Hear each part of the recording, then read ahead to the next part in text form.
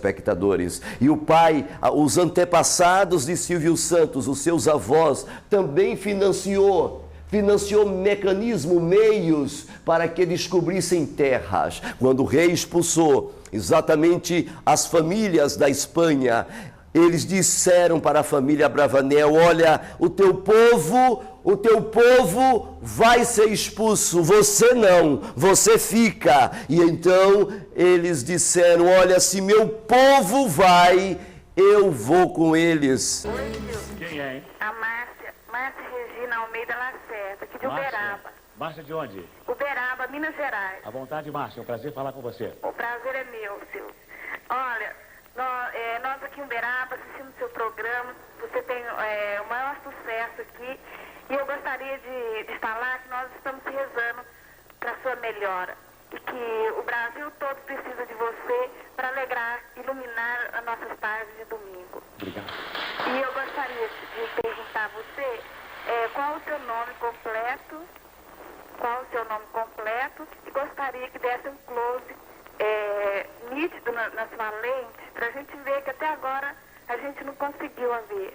Eu não entendi bem. Meu nome completo é Senor Abravanel.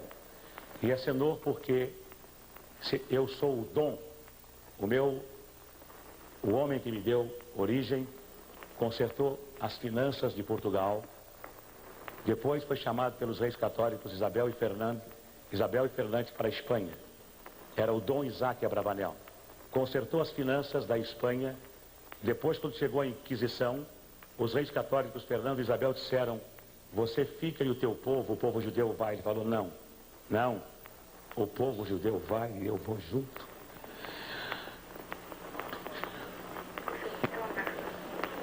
E foi para Salônica, na Grécia. De lá então, meu pai, meu avô, tiveram o título de Senhor Dom Abravanel. E aqui no Brasil não existe dom. O título que os meus antepassados ganharam no ano de 1490 e quantos. O Dom Isaac Abravanel foi um dos que deu dinheiro para que Colombo viesse descobrir a América. Então disseram para o meu pai: não, que dom? Dom é frescura, não tem cura. Não. Então ele colocou Senhor. Eu não vou ficar mais aqui na Espanha, mas lá em Portugal, prezados ouvintes, ali estavam a cenário inquisitório que veio à tona novamente. Os padres prepararam uma nova técnica e então começaram a batizar judeus no cristianismo. E eles pegavam, por exemplo, um judeu e batizavam em nome da Trindade. E na hora que estavam batizando, prezado telespectador, os padres olhavam para uma oliveira e dizia o nome dele e colocou Oliveira. Assim também eles olhavam para uma criança que era batizada dos judeus e olhavam um coelho passando, colocavam o nome, a criança, o nome José Coelho da Silva. E assim os padres começaram a dar nomes, trocaram suas identidades, fizeram mudança, cambiaram as suas identidades e começaram a mudar seus nomes. E então, prezados ouvintes, judeus que continuavam a praticar o judaísmo oculto, que praticavam o judaísmo atrás das portas. Sabe, prezados telespectadores, os judeus, eles faziam cristianismo aparente, mas por detrás eles continuavam a usar o mezuzá na entrada das portas. Todos os judeus têm um mezuzá. Os judeus também colocavam o shema dentro do mezuzá. É por isso, prezados telespectadores, que até hoje no Nordeste, em várias famílias de ascendência judaica, quando eles varrem a casa da porta da rua até a cozinha, porque exatamente eles não sabem explicar, mas sabemos que era o mezuzá que estava na entrada da sua porta, prezados ouvintes. E então, ali, depois da missa, a igreja romana fazia um comes e bebes, fazia um almoço, e eles almoçavam. E quando estavam almoçando, os padres colocavam a comida proibida, porco, exatamente em cima da mesa. E aqueles que não comessem o porco dos padres, automaticamente era considerado como cristãos velhos, era considerado como judeus ainda, e eles eram mortos. Foi isto que fez a família Abravanel e outros grandes homens a financiar médicos, advogados, juízes que eram judeus, que ocupavam cargos de confiança lá em Portugal. Então financiaram para poder procurar terras, porque eles já ouviram falar de Dom Duarte, que havia e tinha terras onde manava leite e mel, as terras onde havia shalom, paz, e eles então tiveram que ser incumbidos a procurar terras para os seus filhos, para não perecer todos os judeus da face da terra. Mas quando os padres permitiram isso, e o rei de Portugal assim permitiram, que eles entraram, prezado telespectador, dentro do navio,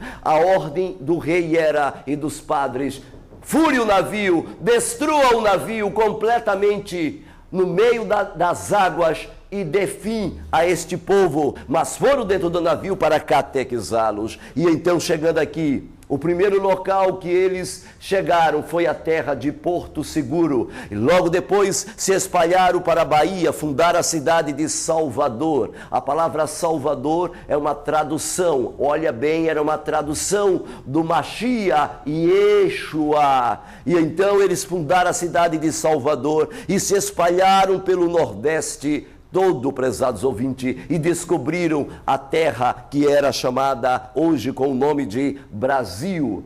Aqui, prezados ouvintes, chegamos a um ponto alto, porque as famílias que aqui chegaram tinham vários sobrenomes e todos são judeus forçados. A expressão forçados em hebraico, você fala anusim, ou seja, anucita, eram anusim.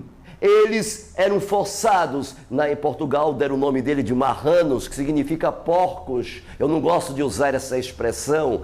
E há famílias que chegaram aqui de navio, através do Porto Seguro, na Bahia.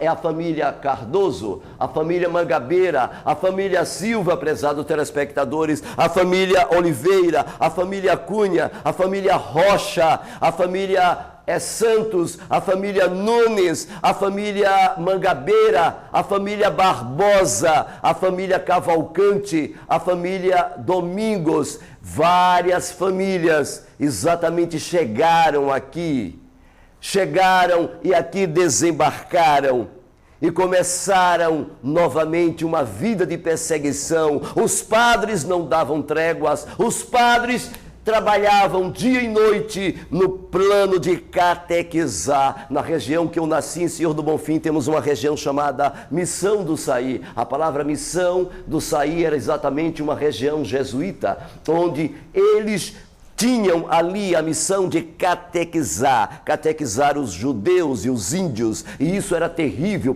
prezados telespectadores. E por incrível que pareça, eu quero que você saiba, você Oliveira, você Silva, você Santos, você Nunes, você Barbosa, você Cardoso, você Gomes, vocês não são filhos do cristianismo. Vocês são filhos do Eterno, prezados telespectadores. Exatamente quando chegou o auge da perseguição foi no período de 1942. Satanás sabia que em breve iria explodir o cumprimento da profecia. Satanás, ele estuda as profecias, ele faz com que os homens não acreditem nele e ri quando as pessoas dizem que ele não existe, e pega aqueles estudos de internet e eles começam a manipular os gregos, dizendo que ele não existe, para poder trabalhar na mentes e assim destruir a sua fé, a sua base profética. Se você quiser segurar a sua fé, a base que você tem é a profecia. A profecia te direciona. A profecia, você tem que estar de olho em Israel. Você tem que estar de olho nas profecias, porque ela mostra que o Adonai é do Israel e ele não muda. E aquele povo é de fato o povo do Eterno. Mas por incrível que pareça, prezados telespectadores, nós temos então um período negro que estava por sobrevir ao povo do Eterno. Satanás, sabendo que isto iria em breve acontecer, que o povo retornaria para suas terras, porque o diabo conhece as profecias. Para quem não conhece a palavra diabo, é uma palavra grega, dia, sol, bó, em grego, através do sol. Então, o diabo sabia exatamente que estas profecias estavam às vésperas de acontecer, prezados telespectadores. Foi então que ele suscitou um homem chamado Pacelli. E Pacelli convocou um jovem, um soldado raso, um soldado que inclusive perdeu na primeira listagem. Ele não foi bem sucedido. Então, aquele homem chamado Franz von Papen e Pacelli deu a ele o aval e ele entrou no exército. E eles investiram neste homem. Quando Pacelli entrou para ser papa, com o nome de Pio XII, aquele soldado raso entrou para ser Hitler, Adolf Hitler. E então Pacelli pediu a Adolf Hitler que exterminasse os judeus. Isso está no livro O Papa de Hitler. Esse livro está nas bancas, você pode encontrar. Também está no livro de Armindo de Abreu. O nome do livro chama-se O Poder Secreto. E então os judeus começaram a ser catalogados através dos computadores da época, que era chamado de IBM, prezados telespectadores. E por incrível que pareça, eles já sabiam pelos nomes de famílias. As igrejas entregaram os seus filhos e pegavam as listas das igrejas, a listagem, e viu o sobrenome e colocavam lá nas pontes, nas ruas, nas igrejas, o nome daqueles que tinha que botar uma estrela. Ali era a marca, a estrela significava ele teria que ser morto. Exatamente, as igrejas entregavam a seus filhos. Estes foram levados às fornalhas, perseguidos, destronados. O Brasil, o Getúlio Vargas foi contra também os judeus, não aceitou os navios que chegavam de lá, da Europa, se refugiando aqui no Brasil. Getúlio Vargas fez uma aliança com Hitler e então o Eterno de Israel permitiu esta chacina, mas o Eterno diz: eu fiz a ferida, mas eu curarei. Eu feri meu povo, mas eu trarei de volta para a minha terra. E exatamente no ápice daquela dor, o Eterno fez nascer em um só dia a nação de Israel. Em 1948, a nação de Israel volta a ser um estado independente novamente. O Eterno devolve para o povo a sua identidade e começa as nações congregar de todos os lados, prezados telespectadores. Por todo o norte da Etiópia, a fome ronda as estradas e entradas das cidades. Nos anos 80, o mundo ficou sabendo dos horrores que aconteciam na Etiópia.